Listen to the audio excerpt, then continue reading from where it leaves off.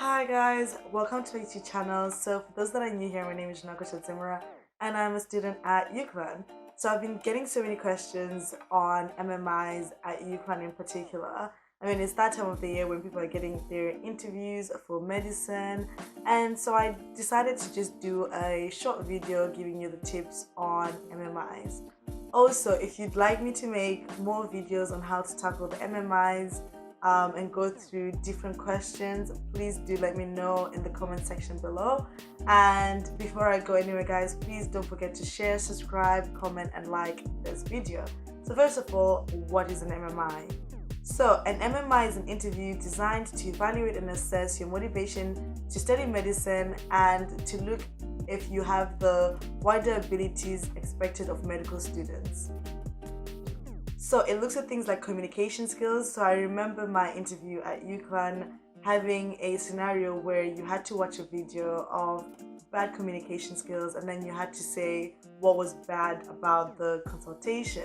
It also looks at things like teamwork, your work experience, ethics, professionalism, and logistic and reasoning, to name a few. At the moment, because of the pandemic, most of the interviews are online, and it roughly takes about 40 minutes to an hour.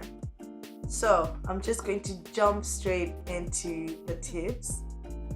So the first tip is just general etiquette. So because everything's going to be online, you have to make sure that your devices are working properly.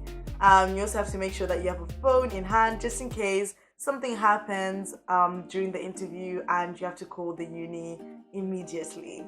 In addition to this, you have to make sure your software is working. So the last thing you want is your phone, your iPad, your computer, whatever you're using to start updating itself and you're late for your interview. So make sure everything's up to date, preferably the day before. Obviously, make sure your internet's working. These are like very straightforward things, but I'm a very last minute person and I feel like I could fall in this trap. Also make sure you're in a quiet room because you don't want any disturbances. Make sure that your background is very professional. If it's not blurred, or just put a neutral background, or you can also fix your background. So place yourself in a really nice corner of your room like I usually do in my YouTube videos, just so that it looks very appealing. And you might also want to set up a light in front of you so that you can be easily seen.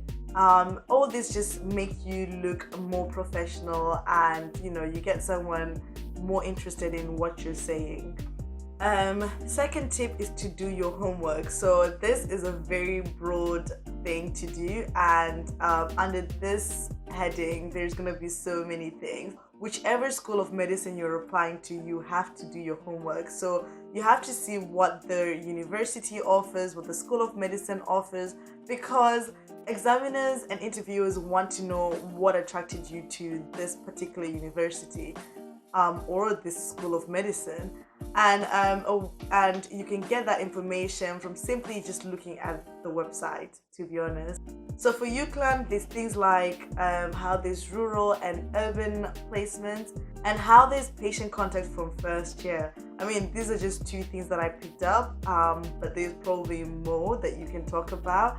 And like I said in the beginning, if you want me to make another video on how I'll tackle each question, please do let me know and I will put up some questions and make a video about it. So after looking at the universities you're applying to, the next thing is to probably look at the cities that those universities are in. So this might be straightforward if you're in the UK or you've lived in the UK.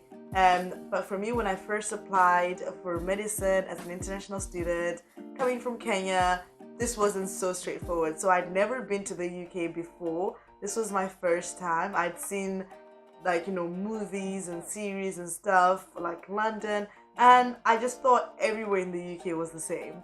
So when I went to Bristol, one of the questions was, what do you think this city is going to offer? And I literally just froze because I didn't know what Bristol had. Like, I knew there was a river, but I didn't know, like, do people go canoeing in the river?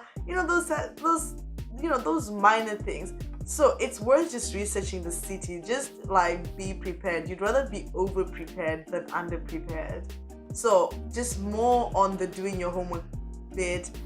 Some resources of MMIs are, like I said, the university, but also the GMC. So there's a file called Duties of a Doctor. This file basically tells you what the GMC expects every doctor to be doing in the UK. Also on the GMC website, there are also many ethical dilemmas that you might encounter in your interviews. Plus, you need to know your ethics. So they're the 4 pillars of ethics that have been grilled into us since first year. So these are beneficence, non-maleficence, justice, and autonomy.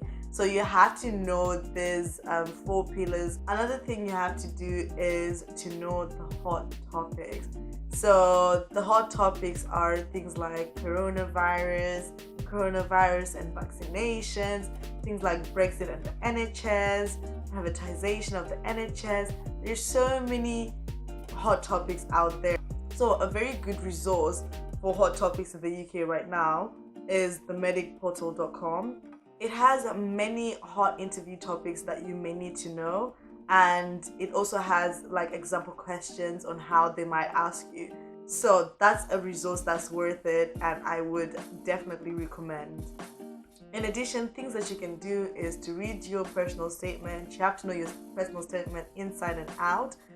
You also have to know your transferable skills statement, because they are definitely going to ask you that, especially in UCLan. And they might ask you what you learned from the work experience that you went to.